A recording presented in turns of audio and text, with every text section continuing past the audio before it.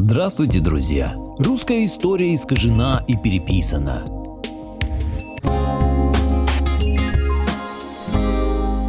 Благодарю всех, кто подписался на мой канал и смотрит мои видео. Ссылка на статью в описании. После воцарения на русском престоле династии Романовых была полностью переписана русская история. Коренным образом была изменена не только трактовка исторических событий второй половины XVI и начала XVII веков, но и биографии последних царей династии Рюриковичей. Традиционная история уверяет нас, что династия Рюриковичей прервалась со смертью бездетного царя Федора Иоанновича, что отсутствие прямых наследников стало прямой причиной жестокой борьбы за престол. Но, по всей видимости, эта историческая версия неверна. В этой статье мы расскажем о том, что стало подлинной причиной тех трагических событий русской истории, которые впоследствии стали называть Великой Смутой. Историки полагают, что смута началась в 1598 году после смерти царя Федора Иоанновича. Из-за отсутствия прямых наследников в течение 15 лет власть на Руси переходила из рук в руки. Но по версии авторов новой хронологии Анатолия Фоменко и Глеба Носовского, смута на Руси началась гораздо раньше, еще в эпоху Ивана Грозного, то есть в середине XVI века, когда власть в стране временно оказалась в руках клана Захарьиных Романовых. Почти 10 лет Захарьины Романовы расправлялись с политическими противниками, главными из которых были все члены царской фамилии. Этот период вошел в историю как эпоха опричнины. Несмотря на свое поражение, Романовы продолжали борьбу за трон. И через 50 лет на русский престол все-таки взошел первый в истории Романов. А двух последних правителей рода Рюриков, Бориса Годунова и Лжедмитрия, Романовы объявили незаконными правителями, самозванцами на русском престоле, и свалили на них все беды и преступления, творившиеся в России во времена так называемой Великой Смуты. Однако документы и свидетельства той эпохи говорят совершенно обратное. Так кем же на самом деле были царь Борис Федорович Годунов и Лжедмитрий I? Уже не одно столетие историки говорят о Борисе Годунове как о случайном человеке на вершине российской власти. Принято считать, что именно его незаконное правление стало основной причиной волнений в государстве и позволило Лжедмитрию I победоносно войти в Москву. Но была ли власть Годунова действительно незаконной? Обратимся к подлинным историческим фактам. Известно, что в 1591 году, еще во времена царствования Федора Иоанновича, Борис Годунов получил письмо от крымского хана Гази-Гирея. Это письмо резко противоречит романовской версии биографии Годунова. Оказывается, еще за 7 лет до смерти Федора Иоанновича в официальном подлинном документе Борис Годунов назван не боярином, а царем. Но при живом государе называть царем другого человека могли лишь в том случае, если этот человек был его наследником. Таков был обычай московских царей – именовать своего сына великим князем и царем, еще при жизни действующего монарха. Этот обычай пришел в Россию из Византии. Например, когда подрос сын Бориса Годунова, Федор, его тоже стали называть царем и великим князем. Пример тому надпись, выполненная в 1600 году под куполом колокольни Ивана Великого в Московском Кремле.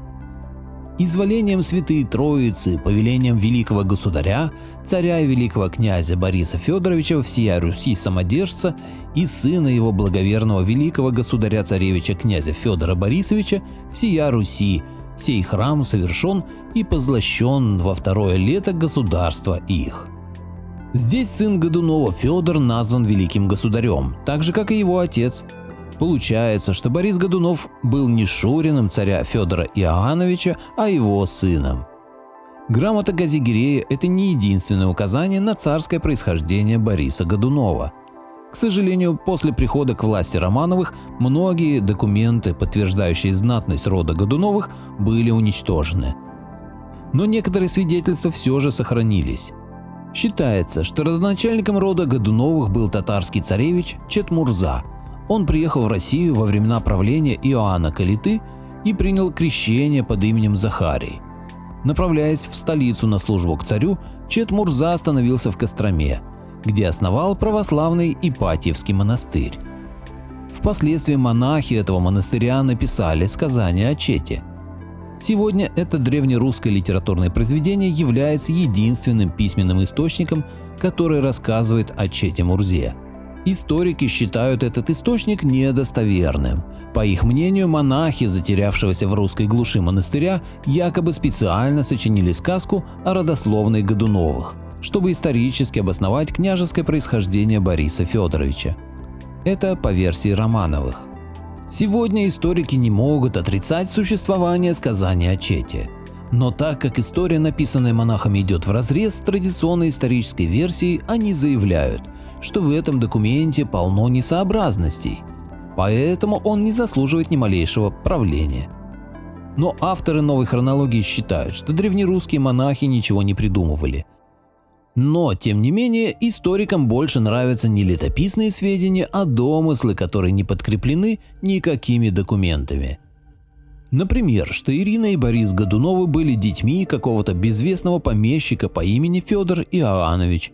Доказательством безвестности и захудалостью рода Годуновых историки считают так называемый список 1000 лучших слуг государевых. Согласно указу Ивана Грозного, от 1 октября 1550 года на Руси был образован высший разряд служивых людей – 1000 лучших слуг или избранных служивых людей. Все они были вывезены из провинции и наделены земельными поместьями в Подмосковье. Эти новые московские дворяне образовали верхний слой служивых людей, как бы мы сказали сегодня, элиту государства. Но в этом списке нет ни Федора Иоанновича Годунова, отца Бориса и Ирины, ни его брата Дмитрия. На этом основании историки делают вывод, что предки Годуновых никогда не имели отношения к московскому двору и вообще были выскочками. Однако в жены царю Федору Иоанновичу выбрали почему-то Ирину, дочь никому неизвестного помещика Годунова, а не девушку из знатной фамилии, близкой к престолу. Еще один интересный факт. Борис Годунов жил в царском дворце с самого раннего детства, то есть вырос при дворе, а Ирина воспитывалась в царских палатах с 7 лет. Если их предки Годунова не имели никакого отношения к русской знати, то совершенно непонятно, зачем никому неизвестных детей из захудалого рода привезли в Москву и воспитывали как знатных бояр. Историки этого объяснить не могут. Историк Скрынников, признанный своими коллегами большим знатоком той эпохи, в своей книге «Борис Годунов» описывает приезд в Москву австрийского посла Николая Варклича, которого Борис Годунов пригласил в свои хоромы. Интересно, что церемония встречи посла, как 2 капли воды, похожа на царскую аудиенцию. Во дворе от ворот до ворот стояла стража, на придворных Бориса были надеты шитые золотом платья и золотые цепи.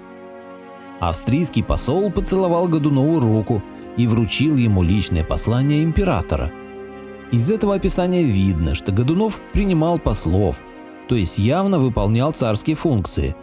И это при живом царе Федоре Иоанновиче. Историки объясняют это тем, что Борис Годунов просто узурпировал власть в стране. Считается также, что он присвоил себе массу титулов, которыми пользовался в отношениях с иностранцами. А иностранцы якобы умышленно именовали Годунова чужими, преувеличенными титулами. А дома на Руси его якобы называли не царь, а попроще – правитель. Откуда же взялся этот странный титул, никогда больше не появлявшийся в русской истории? А взяли его историки, например, из грамот Бориса Годунова английскому дипломату Джерому Гарсию, в которых Годунов именовал себя якобы правителем всея Руси. Этот пример тоже приводит Скрынников в своей книге «Борис Годунов».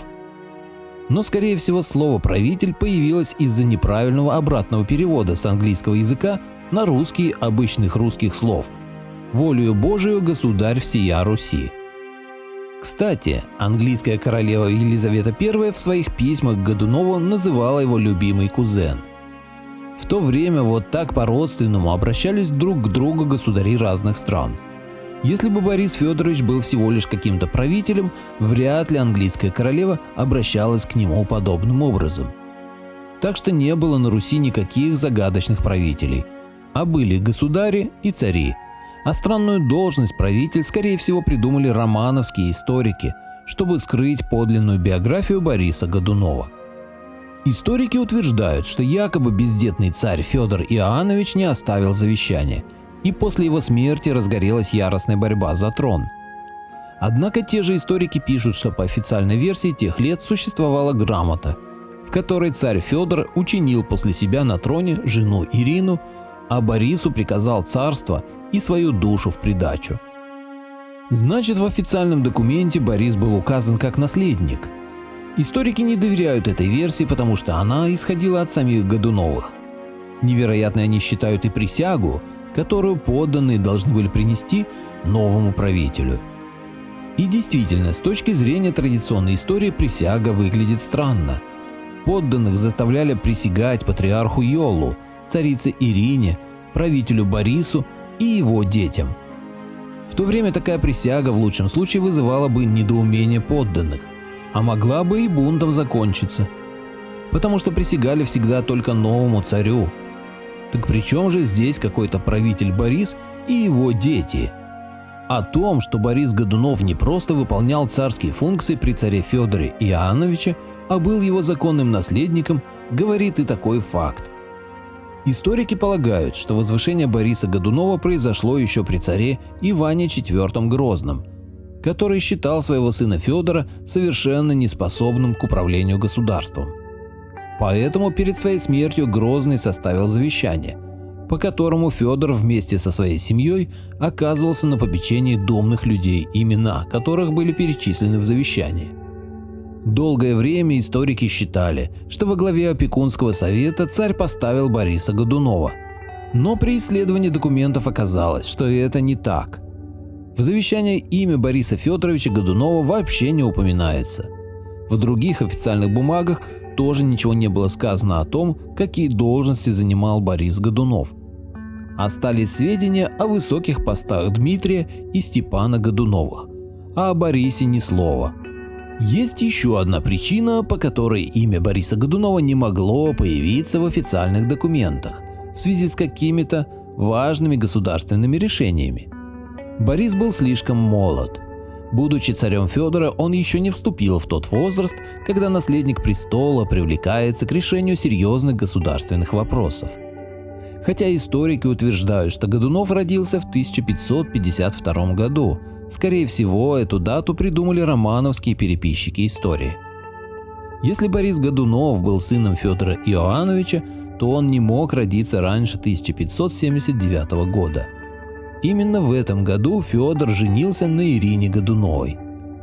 Следовательно, когда Годунов вступил на престол, ему было не 47 лет, как утверждают историки, а значительно меньше. Эту версию косвенно подтверждают изображения Бориса Годунова, сохранившиеся до нашего времени.